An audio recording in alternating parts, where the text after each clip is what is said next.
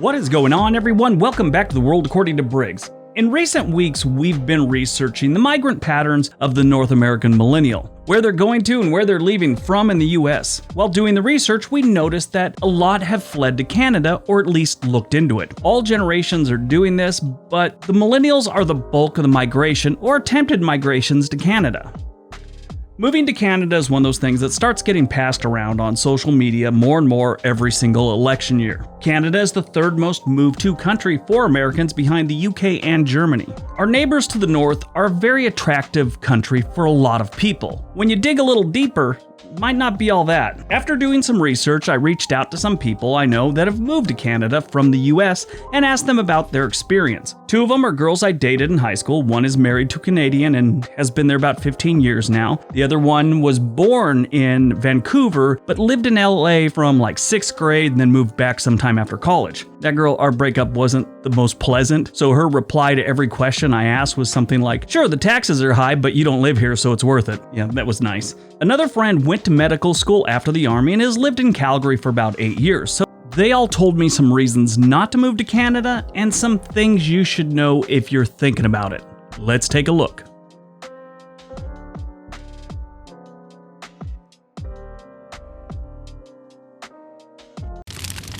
Number 10. Different stores and restaurants.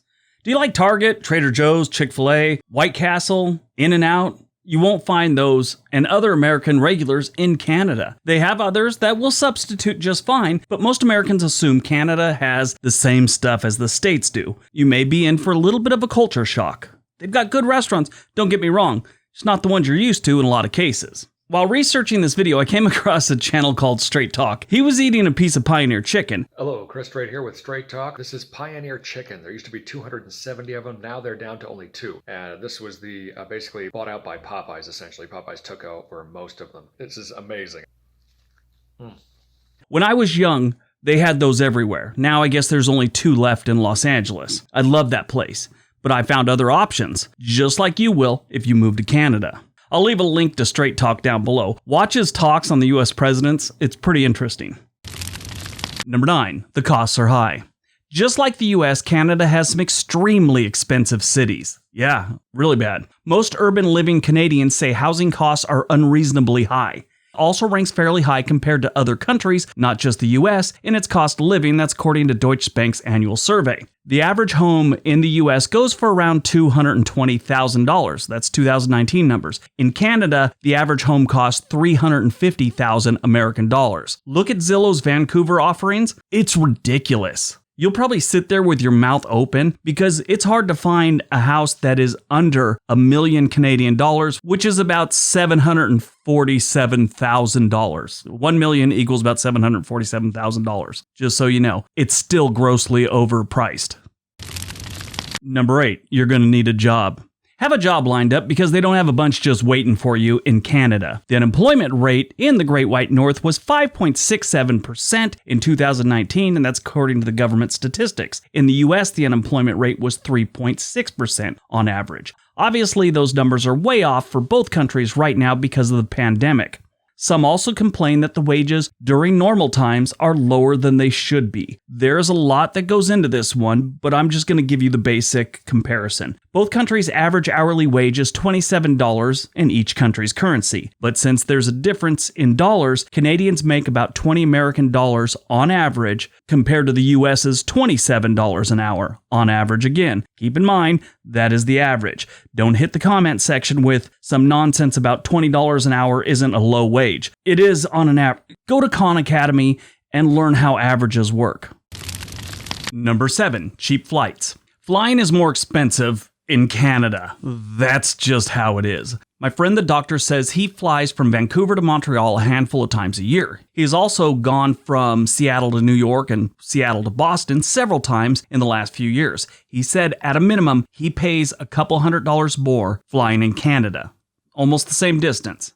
I looked it up and this is what I found. From Portland to New York City, $439. Okay? That's round trip. Vancouver to Montreal, it's about the same distance, like I said, $752. In the States, if you want to travel across the country, you can find cheap flights from Southwest, American Airlines, Delta, United, JetBlue, Alaskan Airline, I think maybe, and a few others. It's not unusual to find flights for around $250 round trip from LA, Seattle, or San Francisco to New York City. You pay through the nose to fly in Canada. Number 6. You don't get to pass go with the IRS.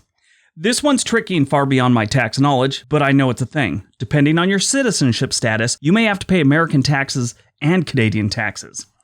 U.S. citizens who live in Canada as Canadian permanent residents are still required to file an annual U.S. income tax return and also contact the Canadian government to see if they should file and pay Canadian taxes as well. This is according to the IRS website. I read about it and I thought, okay, that's totally wrong. I'm reading this wrong and I don't know what's going on here. So I called. It's a thing. There are some hoops you may have to jump through and file some paperwork, but it may be possible to catch a break on some or all of your foreign income. Do yourself a favor, read up on it, or talk to a tax man if you're in this situation. Number 5. It's not easy becoming a Canuck. The Canadian government acts like an anal retentive club bouncer when it comes to becoming a Canadian citizen. It's by the book and there's no shortcuts for the average Joe. The process isn't cheap either. Besides just getting the ball rolling with an application fee of over $500 American, it takes time and aggravation. You might have to get an attorney and pay them too. For people with an education or a skill that Canada needs, there is an express entry program that may make the immigration process a little bit faster. And that's how my doctor friend got in. My friend who's actually married to a Canadian said it is still a time-consuming pain in the ass, and she's married to one.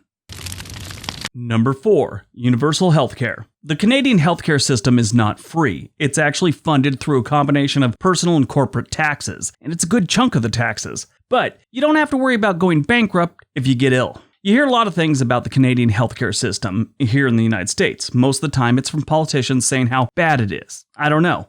Never experienced it myself, but like I said, all I ever hear is bad things, and that's usually from the politicians and different news outlets. They don't show it in the best light. In several surveys, most Canadians, 85.2% on average, age 15 years and older, reported being very satisfied or just simply satisfied with the overall healthcare services provided in Canada's healthcare system. The healthcare system is something I specifically asked all 3 of my friends about. How do you feel about it? What are your thoughts on it? They all said they loved it. Well, the one girl said it's great. If it wasn't, I would have recommended it to you a long time ago. So that was nice. Number 3, it's freezing cold. About 90% of this country is above Minnesota, so that should tell you something. That something is, this is the frozen tundra. Other than parts of British Columbia, the rest of this country stays around 0 or lower during the winter. And that's the type of cold that makes you drop F-bombs when you open up the back door so your dog can go out and pee. Parts of this country can dip as low as minus 40 degrees Celsius. That's the type of temperature that gets you wishing you didn't own a dog. The coldest temperature ever recorded in North America was in the Yukon in Canada in 1947. It was minus 63 degrees Celsius, which is literally the same as the surface of Mars. I'm not even kidding. Number 2, sports. Obviously, this isn't a big deal to most of you, but it's something all 3 of my friends brought up. The focus on sports is different in Canada. Hockey is king. And it's not like the US with football or baseball where maybe 40% of the US residents really follow either sport. In Canada, they all agreed that it's like 75% of the country at least casually follows hockey, and about 50% of them are pretty hardcore about it. Now, they have all the sports that we have here in the United States, but nothing compares to hockey. The doctor friend said that he'd worked in some small towns of like 3,000 or 4,000 people that have hockey teams. And he said, if it's a home game, nobody's at home. You could probably walk into any house in town, cook yourself a meal because nobody's going to be home during the game and nobody locks their doors. He says if it goes into OT, you might be able to squeeze in a bubble bath and leave before anyone knows you were there. And number 1. Credit history. Now this one's going to be short because it's something that you should know about and you should really research on your own. I don't have the time. It would take me an hour to explain the whole process to you, but it's something you should be aware of. If you have no Canadian credit history or local references like most immigrants, you may be at a disadvantage when you're trying to rent a place. That has been a big problem for a lot of people moving to Canada. So I was told by 2 of the friends that moved there that didn't have someone they were moving in with, they said that this was a big problem for them. They had to jump through a bunch of hoops and do all kinds of things just to get a place to stay when they first got there. So it's definitely something you should, be aware of and look into if you are going to move there. All right, so that's today's video. I hope you guys enjoyed it. Hope you got some information out of it. This was really things you should know and reasons you shouldn't move to Canada.